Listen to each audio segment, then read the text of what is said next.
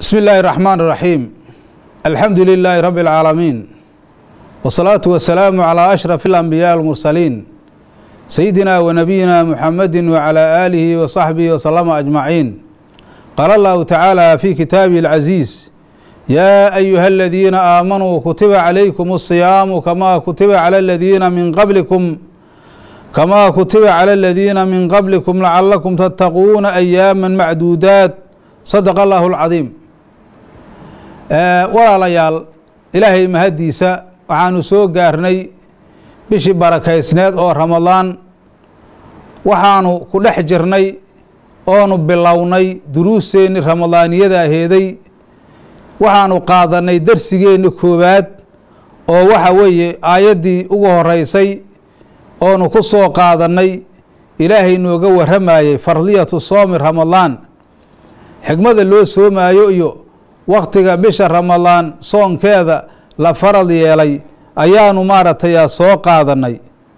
marka hadda aayaddaas ilaahay subxaanahu wa tacaala wuxuu noogu sheegay dadka mu'miniinta isagoo uu naadiyey sifatul iimaan in Ramadaan inaanu soomno oo soomno la ku farad yeelay. kutiba calaykum asiyaamu kamaa kutiba cala aladiina min qablikum lacalakum tattaquuna ayaaman macduudaat. marka hadda maalmahaas oo macduudaadka ah maxay yihiin maalmahaasu? maalmahaas aayaddan markaad dhammayso aayadda ku xigta ilaahay wuxuu leeyahay: shahru ramadaana aladii unzila fiihi alqur'aanu hudan linnaasi wabayinaati min alhudaa waalfurqaan faman shahida minkum ashahra falyasum. sidaasuu ilaahay leeyahy. aayaddan marka waxaa ilaahay ku caddaynayaa iyaduna ka hadlaysa fardiyatu soomi Ramadaan, bisha Ramadaan soonkeedu farad inuu yahay. waxaa aayaddan ilaahay uu ku caddaynayaa aayaddii hore oo darsigeeni hore aanu ku qaadanay oo ilaahay subxaanahu wa tacaala uu dhahay ayaaman macduudaatin ou dhahay. ayaamihii macduudaadka ahay maalmihii yaray oo tirsanay sanadka bilihiisa bisha ay markaasi ay ku jirto oo bilaha ay ka tahay, bishaasu bilaha ay ka tahay. markaasuu dhah ilaahay shahru ramadaana aladii unzila fiihi alqur'aanu. waxaa meesha ku jirta marka waxaa la soo qadarayaa tilka alayaamu, maalmayaashan oo macduudaadka ahoo yar waxaa weeye shahru ramadaana aladii unzila fiihi alqur'aanu. waa bisha Ramadaan oo ilaahay subxaanahu wa tacaala qur-aanka uu soo dejiyey. bal hadda bishaanu markii soonkii in ayada la soomo la isku farad yeelay faa'iido fara badan oo kale ayay xambaarsan tahay. faa'iidada ay xambaarsan tahay waxa u dhahay ilaahay shahru ramadaana aladii unzila fiihi alqur'aanu. ayaamahan macduudaadkaahu waa bisha Ramadaan oo qur'aanka la soo dejiyey.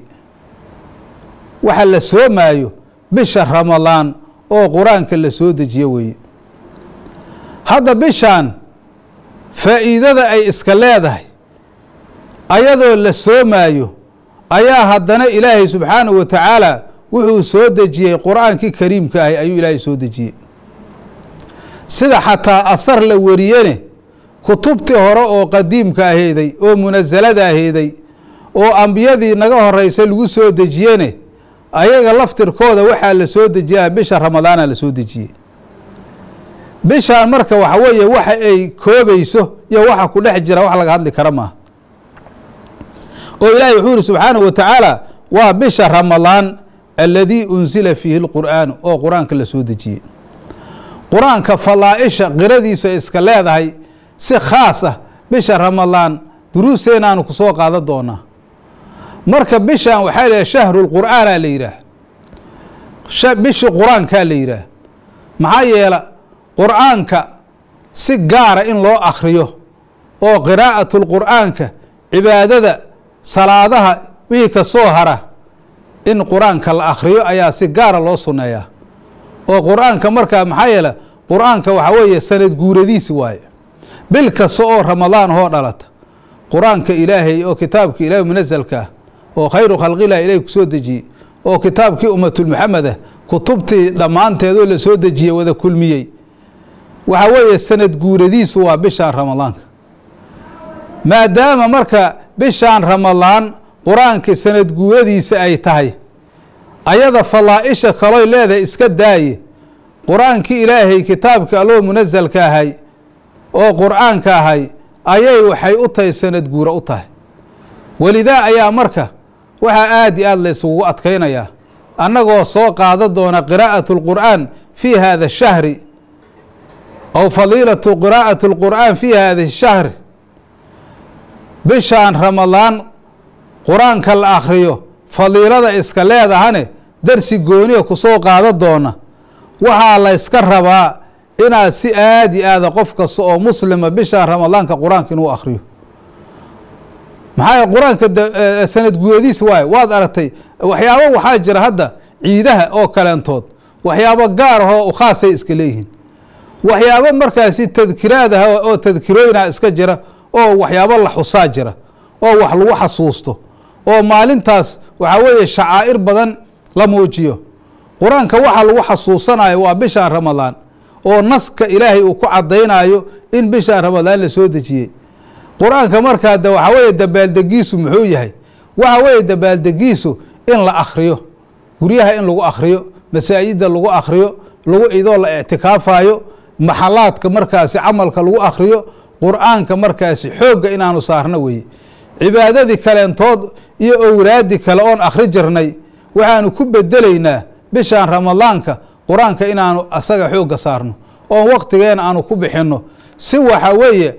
camalku mudaacaf weeye hadda bishaan ramadaan wa camaluhu mudaacaf weeye wa denbuhu makfuurun bishaan rasuulku waxau dhahay calayh isalaatu wasalaam waa qaado doonaahe camalkiisu mudaacaf waaye waa la jibaarayaa waxa weeye markaasi inti jiri jirta ka badan ayaa laga dhigayaa misaal waxaa loo soo qaado karaa halkii ragco oo salaada ama farad ha noqoto ama sunno ha noqoto oo bishaan ramadaanka aad dukato 70 ragcadood ay u dhigmaysaa oo bilaha kaleentood aad dukato ay la ajir noqonaysaa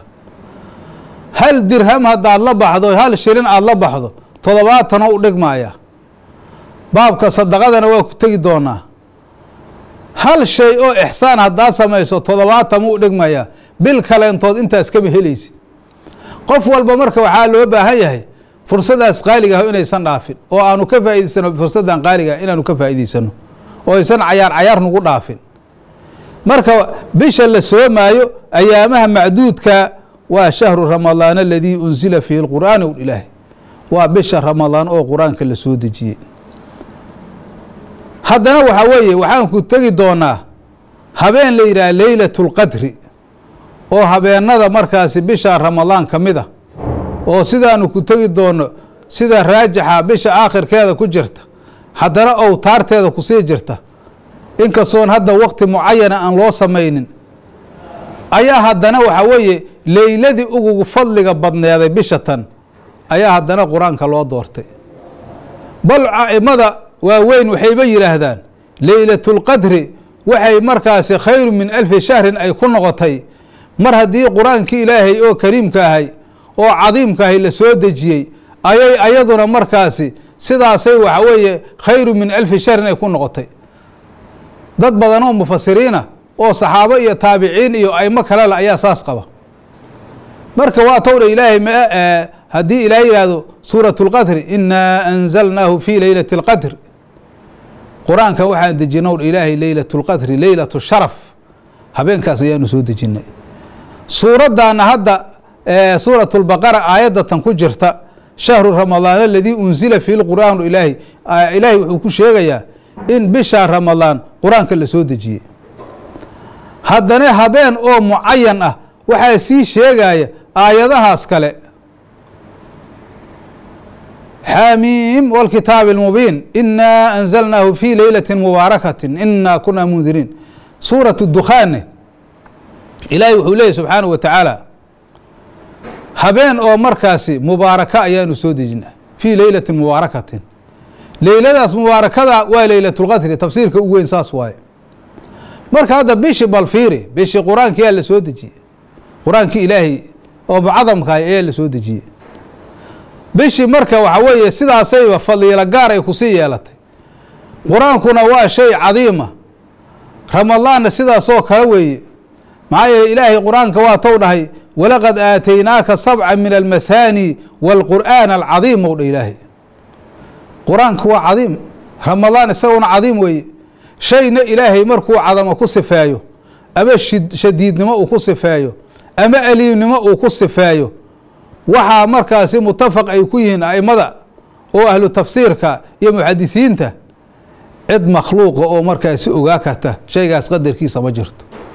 xataa ambiyada iyo rususha ma ogaa karaan cadamo wixii ilaahay uu ku sifeeyo marka hadda waa kaasaa marka sidaas ayaa bisha ramadaan waxay ku tahay shahar oo cadiima unzila fiihi lqur'aanu hudan linnaasi haddana waxaa weeye dadka waxaa ugu sugan hanuun ayaa ugu sugan qur-aanka waxaa weeye waa qur-aankii lagu hanuunayey wa bayinaati min alhudaa haddana waxaa weeye hanuunka aayado caddaynaya ayaa qur-aanka ku jira walfurqaani weeye waa iska cadfu tafsiirtaas iyadune xaq iyo baadil iyo xalaal iyo xaaraam ayuu qur-aanku kala saaraya hadda marka in ramadaanka uu farad yahay ilaahay wuxuu dhahdane faman shahida minkum shahra falyasum qofkii adinka idinka mid ah oo dadkiina mukalafiinta ah oo bishaas xaadira ha soomo ayuu dhah ilaahay laamtaa laamul amar weeye waxay marka faa'iideynaysaa anna sooma ramadaan fardun ramadaan in la soomo faral inay tahay ayay faa'iideynaysaa oo qof kasta markaasi far ay ku tahay sida aayaddii ka horeysay oonu ku iftitaaxnay ayaduna waxaa weeye ay u faa'iideynaysay falyasumhu hadda waxa weeye markii la leeyahay faman kaana minkum shahra falyasumhu waa qofkaan macduur ahayn isla aayadda ilaahay wuxuu leeyahy subxaanahu wa tacaala waman kaana mariidan aw calaa safarin faciddatu min ayaamin ukhar qofkii adinka idinka mida oo mariil ah maral oo waxaa weeye soonka u dhibaayo ama musaafira ama naagti xaamiladaa heeday ama murdicadi ama shaykhulharamki dadka macnaha acdaarta ahlul acdaarka ah oo macduuriinta ah kuwaas waxaa weeye markaasi waa afurayaan kuwaas oo ilaahay wuxuu dhahay subxaanahu wa tacaala waman kaana mariidan aw calaa safarin faciddatu min ayaamin ukhar waxaa weeye waa afurayaa qofkaas markaas wuxuu tirsanayaa maalmihii ou afuray cadadkoodii ayuu xisaabanayaa markaasuu markii uu ka gudbo bishaas oo markaasi cudurka ou daayo ayuu maalmihii maalmo cadadkooda oo bilaha kale ka soomayaa sidaasaa haddana ilaahay u naxariis badan yahay marka hadda bishaa ramadaan sidaas ayay waxay tahay bil oo markaasi soonkeeda laysku farad yeelay waa rugnun min arkaani alislaam weeye rugni aad i aad u weyn waaye waxaa markaasi axaadiista xaggeeda markii la aado bishaan ramadaan waxaa weeye waa farad waa fadli badan tahay waxyaabo badan oo bilaha kale aan jirin ayaa jira haddana waxaanu soo qaadanaynaa xadiis oo maaragtay imaamu nasaa'i uu wariyey oo saxiixa imaamulbayhaqina uu wariyey xadiiskaas waxaa laga wariyey saxaabiga jaliilka oo la yidhaha abu hurayra cabdiraxmaan ibnu sakhri addowsi nabigu ka wariyey bisha ramadaan oo dhalatay sidaan oo kaleentood ayaa nabigeena calayhi salaatu salaam ummaddiisa uu la hadlay asagoo u tilmaamaya waxa ay taagan yihiin meesha ay taagan yihiin waxa u yimiday waxa laga doonaayo waxa bishaanu ay xambaarsan tahay rasuulkeenu marka wuxuu dhahay ataakum ramadaanu shahrun mubaarakun farada allaahu caza wajalla calaykum siyaamahu tufataxu fiihi abwaabu الsamaaءi wa tuqalu fiihi abwaabu اljaxiimi wa tuqlaqu fiihi abwaabu اljaxiimi wa tuqalu fiihi maradaة الshayaadiin lilaahi fiihi leylaة khayru min alfi shahri man xurima khayraha faqad xurima u dha rasuulku waxau dhaha nabigeena calayh الsalatu salaam ummaddiisa isagoo baraarujinaya hadda ummaddiisa waxaa weeye ilaa qiyaami saacati inti markaasi ummatulmuxameda oo mu'miniin ah oo dadka soonka loogu naadiye ah ayaa waxaa weeye arrintaasi way baraarujin ay u tahay haatan oo bishii ramadaan ay dhalatay ayaa nabigeenu nala hadlow haya maxaa yeele hadda kaaftaas ataakum kaaful khidaabaa la yidhaha carabiyada. hadday marka dadkaas gooni ay ku ahaa laheeday waqtigaas intii dhegaysanaysay ku gaabnaa laheed. waxay taagan tahay marka isagoo rasuulkii nala taagan yahay ee hadda uu nala hadlayo bishan ramadaan oo sanadkan hijriyada la joogo 1437 la joogo ayaa nabigu calayhi salaatu wasalaam nala hadlow haya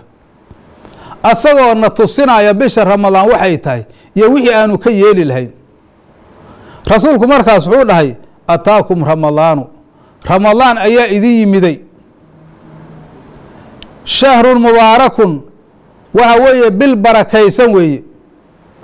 dadkuba hadda waxa weye markay hadlaayaan waxaa dhalata bishii barakaysneed ay ku leeyihiin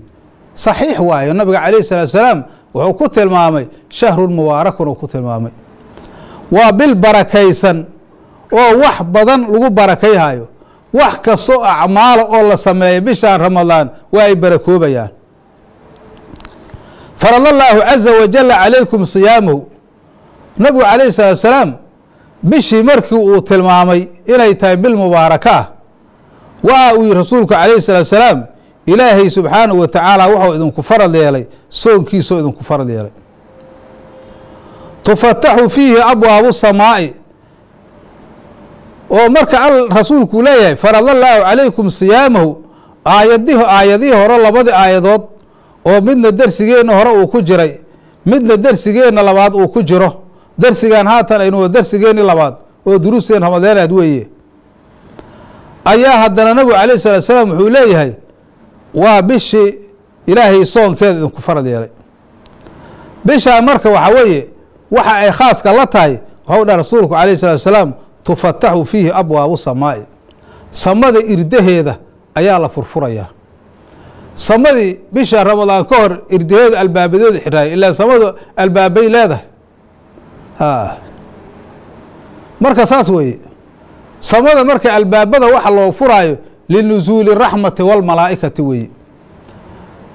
ilaa bishaan bil raxmad khaasa weye raxmadda ay ka soo degeysa oo ziyaadada ah iyo malaa'igta soo degeysa oo dadka mu'miniinta u hambalyahaysa si gaara waxa weye saan ku tegi doono bisha oo waxaan dhihi lahay habeenka leylatulqadriga ayay si gaara ugu tahriyahaysaa.